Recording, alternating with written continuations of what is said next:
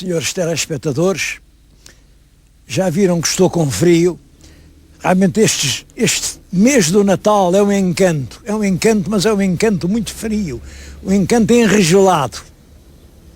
Eu quis hoje vir aqui ao norte do país, estamos na Beira Alta, em Sernancelho. Sernancelho é uma terra linda, não imaginam como Sernancelho é bonito. Estou a falar-lhes num largo de Sernancelho que se chama Largo Aquilino Ribeiro, porque foi realmente aqui no concelho de Sernancelho que o grande Aquilino nasceu. Eu venho hoje falar de Aquilino, um dos escritores mais portugueses e mais castiços que nós tivemos no século XX, mas não quero sair aqui da vila sem lhe mostrar duas ou três coisas que são muito emblemáticas, não só aqui da terra de Sernancelho, mas da própria evolução global do que foi a formação da sociedade portuguesa.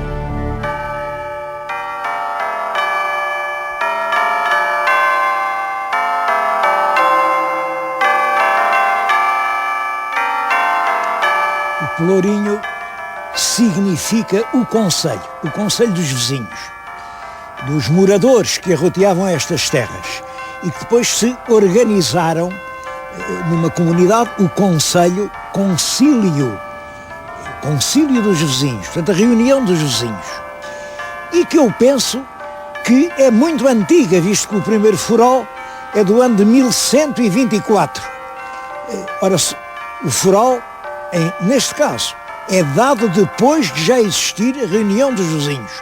Portanto, podemos pensar que os moradores aqui se agruparam no século XI, talvez fins do século X, e eram eles aqui, que nesta sua pequena aldeia, governavam o território. E governavam porque, claro, tinham vindo os mouros tinham derrotado, tinham escavacado completamente a sociedade visigótica, os senhores das terras, os dóminos, tinham fugido e tinham ficado os camponeses sem ninguém que os governasse. Bom, é isso que faz surgir os grêmios dos vizinhos. Portanto, os grêmios dos vizinhos, temos aí o símbolo deles. É um pelourinho, aliás um pelourinho muito bonito.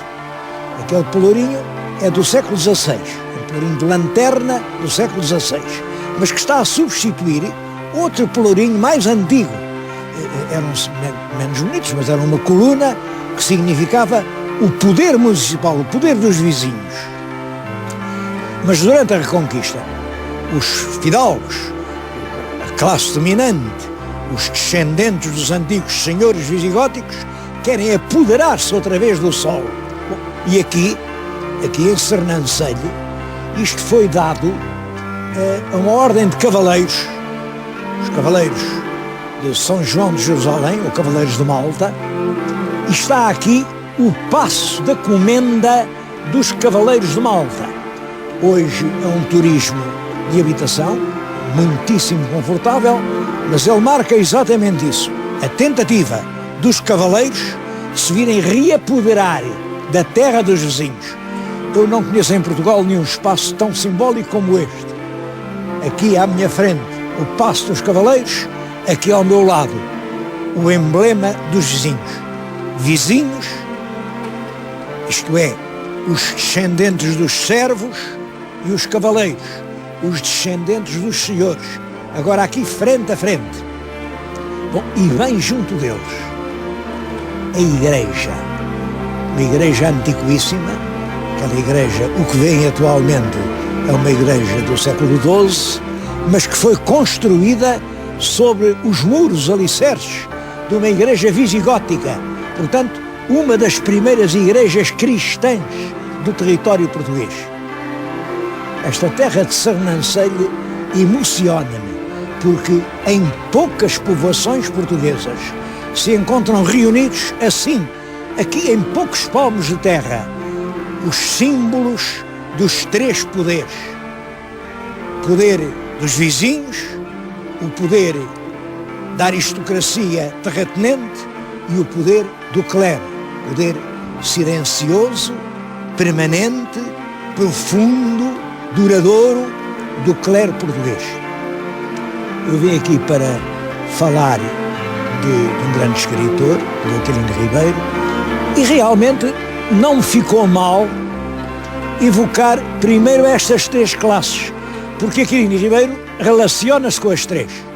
Aquilino Ribeiro é um escritor empolgado numa luta, num combate social, no combate pela justiça, no combate pela defesa dos pobres contra os ricos. Olha, um dos livros dele, os que causaram mais polémica, Quando os Lobos Uivam, é exatamente sobre isso, sobre a tentativa de destruírem os baldios e de se apoderarem deles.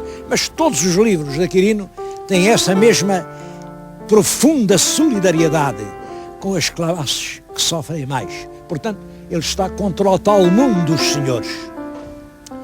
Apesar disso, ele não é propriamente um vizinho da aldeia. Não. Ele está mais ligado à Igreja Matriz. Ele vem a nascer aqui no Aldeia Perto, vamos já lá, é filho do pároco local.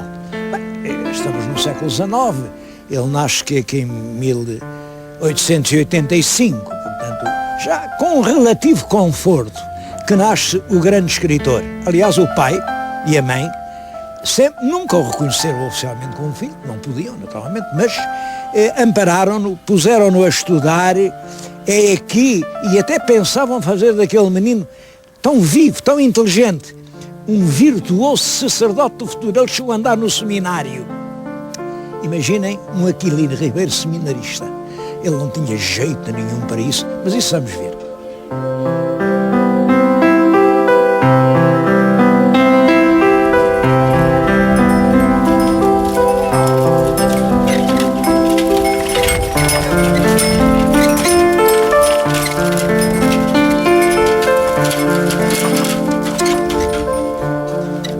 Agora estou na aldeia do Carregal e esta casa que vem diante de mim, esta casa com esta escadinha, é a casa onde nasceu o escritor Aquilino Ribeiro. Entrava-se aqui, isto ficava ao fundo de um domínio de um grande senhor, a entrada ainda é aristocrática, tem ameias, é uma entrada com ameias, bom, mas aqui nos fundos, numa casa nobre, havia esta casinha modesta, com esta escadaria, o Aquilino em pequenino, quantas vezes subiu a escadaria, vivia ali dentro, num quartinho, e ele descreve a sua infância num livro que hoje é pouco lembrado, e é pena, eu tenho na mão, chama-se 5 Réis de Gente. Ele publicou isto em 1948. 5 réis de gente, quer dizer assim, um garotinho muito pequenino. 5 réis era a moeda mais pequenina que havia quando o Aquilino era pequenino. Bom, mas ele ainda chama a si próprio 5 réis de gente. Ele descreve-se neste livro, descreve esta casa, descreve os tempos mais antigos da sua vida. A Câmara vai-lhes mostrando o mundo da infância de Aquilino. Vai-lhes mostrar ali a horta, vai-lhes mostrar o forno, vai-lhes mostrar as alfaias agrícolas, tudo isso existe, tudo isso são os sítios onde Aquilino brincou na sua infância. Bom, se me é permitido, aqui fica para a Câmara de Sernancelho este voto. Não deixem estragar aquilo. Aquilo sim, é um verdadeiro museu rural. Aquele sim, é o mundo que agora Aquilino nos vai descrever. Retrocedendo nos limbos do passado, até onde a minha memória é como a lanterna do mineiro, perdido no fundo de uma galeria, que vejo no grande e desmantelado pátio fidalgo a nossa casa, de lojas para animais e habitação, com a sua obsequiosa escadaria de pedra e um esgroviado sabugueiro a bater atónito nas vidraças que deitavam para o povo sempre que o suão soprasse mais forte. Vejo depois a larga porta de 2 batentes escancarada e na sala de teto em pirâmide octogonal, obrada de velho castanho, uma coisa rastejava. Meu pai e minha mãe e uma mulherzinha magra e baça, casada nas Arnas, irmã do monge, dobravam-se muito interessadas a observar. Eu tinha vindo de fora com o Barzabu e, chegando-me diante, percebi que essa coisa cilíndrica, encartuchada em lãs, gatinhava vigorosamente, a miúdas e obsessivas braçadas, como o nadador levado na sua singradura. E continua a descrever os movimentos daquela coisinha embrulhada em lãs a gatinhar no chão daquela casa, até lhe dizerem: é o teu irmão, meu filho, tens um maninho. E ele dizer indignado: eu não quero mais manos, eu não quero mais manos. Este livro, Os 5 Reis de Gente, é dos menos conhecidos livros de Aquilino. E eu acho que merece hoje uma leitura muito mais atenta. Foi aqui que Aquilino esteve até aos seus 10 ou 12 anos, e daqui saiu porque os pais, o pai e a mãe, puseram-no a estudar. O rapaz dava provas de tanta inteligência, aprendeu a ler tão depressa, tinha jeito para o latim. É claro que aquele moço ia para padre e levaram-no daqui para o Colégio da Lapa. Vamos até à Lapa ver onde ele andou.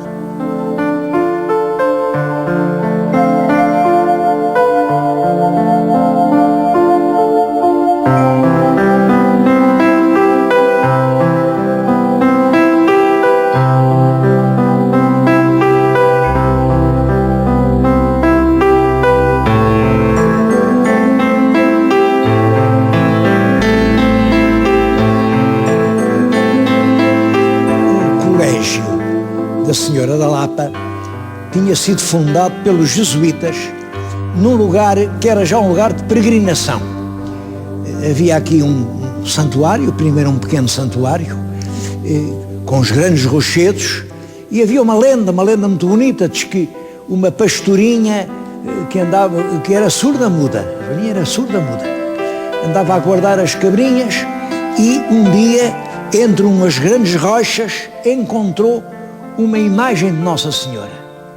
Bom, começou a ir para ali todos os dias, claro, e levava a Nossa Senhora escondida consigo. Um dia a mãe viu e disse: disparada é essa, andas aí com uma boneca em vez de fazer a tua obrigação.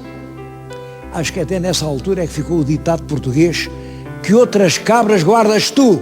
E pegou no diabo da boneca e deitou-a para a fogueira. Aí a menina, que era muda, disse: não queimes a imagem, essa é Nossa Senhora. Bom, toda a gente percebeu que era um grande milagre. A Senhora foi posta lá na sua gruta e assim nasceu, não se sabe quando, como nem quando, um culto pela Senhora da Lapa que alastrou por todo o mundo. É claro, este alastrar compreende-se, é que esta gente daqui, terras pobres, tinha que embarcar. Olha, iam para o Brasil, iam para a Índia, iam para Macau, iam para a China, iam para a Ásia, iam para a África, e em toda a parte há o culto da Senhora da Lapa. Olha, está aqui, bem perto de mim, um milagre de um português que se salvou, estava no Rio de Janeiro e salvou-se de uma epidemia da febre amarela, porque se lembrou da Senhora da Lapa. Isto são ex-votos. Enfim, um pouco de toda a parte de gente que rezou à Senhora da Lapa. Naturalmente, quando Pombal expulsou os jesuítas, o colégio fechou, depois teve muitos anos abandonado. Hoje o que estamos a ver é um reaproveitamento, já não é colégio, mas continua a haver peregrinos. Vem de todo o mundo ainda gente rezar à Senhora da Lapa. E portanto, aqui o pároco local transformou isto num centro de abrigo de peregrinos. Agora, as antigas celas dos professores e dos alunos são, enfim, quartinhos que abrigam os peregrinos da Senhora da Lapa. Foi por aqui que andou aquele nem pequeno e ele toda a vida guardou na alma esta recordação. Não queria sair daqui sem lhes mostrar a igreja da Senhora da Lapa e o conjunto de rochedos que, a meu ver, fez nascer esse culto.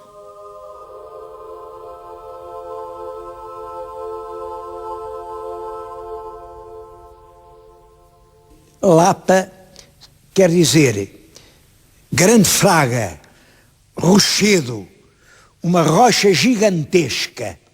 Bom, e realmente havia aqui uma rocha gigantesca, ela começa a muitas centenas de metros daqui, vai subindo, tudo isto é granito compacto, até que o cume era este, hoje foi escavado, meteram altares no meio da escavação, altares todos eles preciosos. Bom, e foi aqui que nasceu o culto da Senhora da Lapa. Lá dentro podem ver, imaginem o que é que está lá dentro. Um crocodilo. A história diz que um português estava na Índia, veio um crocodilo para o comer e ele disse, valha-me a Senhora da Lapa. Bom, e pronto, e o crocodilo já o não comeu e ele depois trouxe o crocodilo está ali embalsamado. É claro, isto depois transformou-se e isto não era bem assim. Reparem nesta cristianização. Era uma pastorinha que andava sozinha aí nas serranias a guardar as suas mansas ovelhas, quando vem um maroto de um homem para comer a pastorinha, ela, é claro, o homem, simbolizado num grande monstro de boca aberta, claro, e ela, como estava a tecer uns novelos de lã, deu-lhe a comer um novelo, veio puxando, até que o crocodilo entrou aqui na igreja, pronto, e aqui acabou a tentação, não sei se da pastorinha, se do crocodilo, isso não está bem aclarado. Mas tudo isto é um local realmente prodigioso. Estou-lhes a dizer isto e queria dizer mais uma coisa, é que durante muitos séculos, isto era um dos grandes santuários e centros de peregrinação de toda a península. Depois de Santiago de Compostela, era aqui a Senhora da Lapa o maior santuário. De toda a parte vinha gente fazer as suas ofertas, vinham com grandes carradas, trazer o seu trigo, trazer o seu milho, trazer as suas primícias. Bom, e aqui os padres da igreja não sabiam o que haviam de fazer de tanto trigo. Então, olhem, mandavam moer nos moinhos, e aqui vendiam o pão que os peregrinos comiam. Hoje já não trazem as ofertas do fruto das suas searas, mas continuam a vir peregrinos, continua a haver o pão da Senhora da Lapa e continua a vir de toda a parte gente que vem buscar o pão da Senhora da Lapa para o comungar, numa ideia da Eucaristia. Aquele pão é um pão santo, aquele pão é um pão como não há outro do mundo. Eu próprio estive há bocadinho ali e comprei um pão da Senhora da Lapa. E vou-lhes dizer a verdade, eu vou provar daquele pão na santa noite do Natal.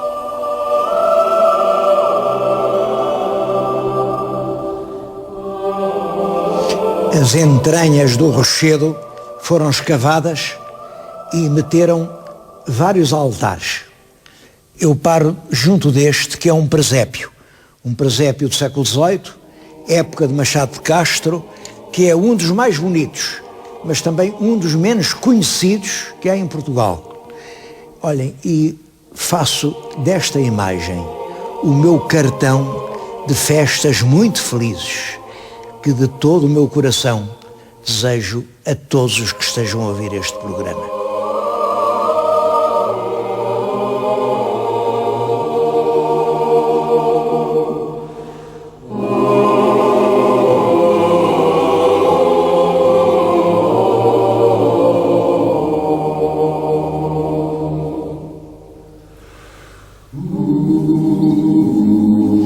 E foi por aqui, nesta região carregada de misticismo, de maravilhoso, mas ao mesmo tempo com esta paisagem brutal, selvática. Ele chamou isto as terras do demo. Foi aqui que Aquilino se fez homem. Vai para Lisboa, ainda chegou a trabalhar num jornal, era republicano, claro, naquela altura estamos no fim da monarquia, todos os jovens era republicano, e pior, tomou parte nos manejos revolucionários para derrubar a monarquia à bomba. E estavam lá a fazer umas bombas na travessa do Carrião, isso ficou célebre. Uma bomba rebentou, matou ainda 2, ele ficou ferido, mas veio a polícia, foi preso, prenderam-no na esquadra do Caminho Novo. Bom, mas ele durante a noite conseguiu saltar o muro, foi por uns quintais, e em 1907, é nesse ano que isso acontece, ele foge de Portugal, vai para a França, e isso é decisivo na vida dele. Ele era estudante, continuou a estudar, mas em França já não frequentou o seminário. Vai para a Sorbonne, onde houve grandes professores, e ele recebeu essas lições. Não chegou a formar-se, encontrou uma rapariga muito bonita, que era alemã, casou, e entretanto rebenta a guerra, a grande guerra de 1914, não deixam viver os alemães em França, portanto ele volta para Portugal e volta cheio de saudades destas aldeias, aqui deste curso do Távora, destas terras pedregosas, de toda esta paisagem bravia. Bom, e a sua obra no fundo vai ser toda ela um hino à terra em que nasceu. Entra no grupo da Seara Nova, faz parte do grupo da Biblioteca Nacional, que é um grupo de intelectuais que pretende reformar a vida do país através da inteligência. Mas, entretanto, as coisas, como sabem, aqui a gente entra também na guerra, as coisas complicam-se, a democracia e os partidos entram numa luta tremenda que acaba tudo com a Revolução de 28 de Maio.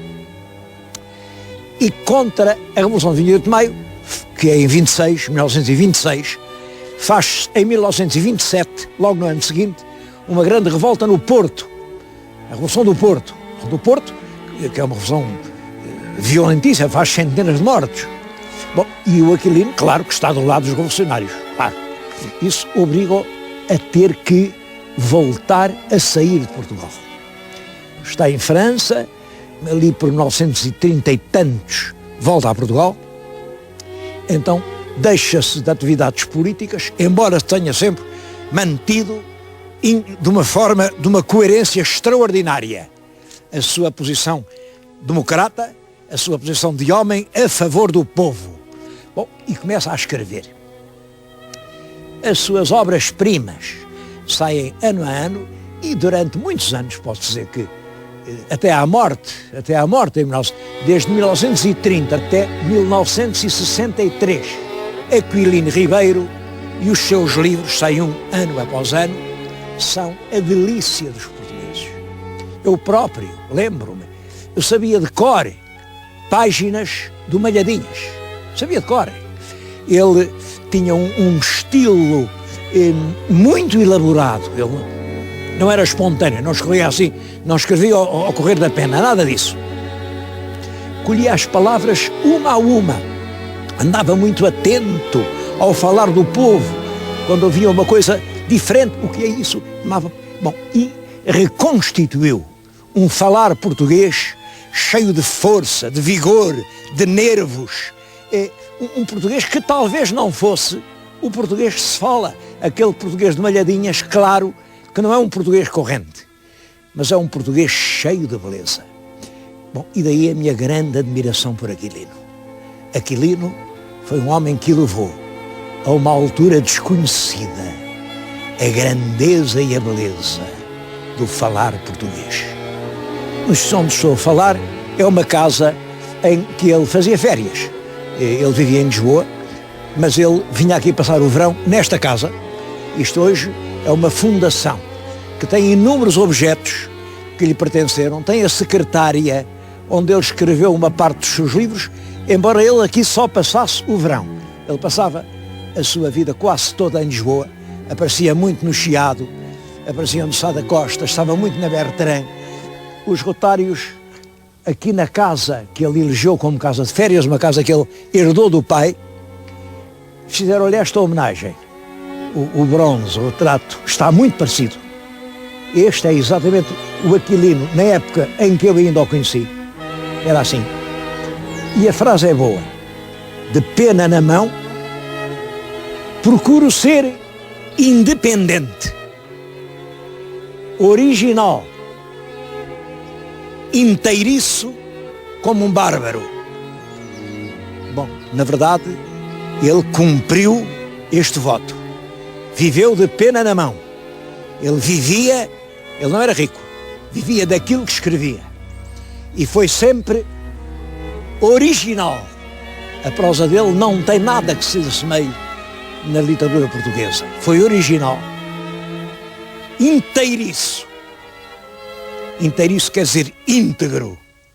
Não houve pressões, não houve forças que o fizessem mudar de ser aquele homem que era. Inteiriço como um bárbaro. Não sei se ser assim inteiriço é ser bárbaro. Pelo contrário, eu acho que ser independente, original e íntegro não é ser bárbaro, é ser um homem civilizado. E foi essa a grande lição que Aquilino nos legou.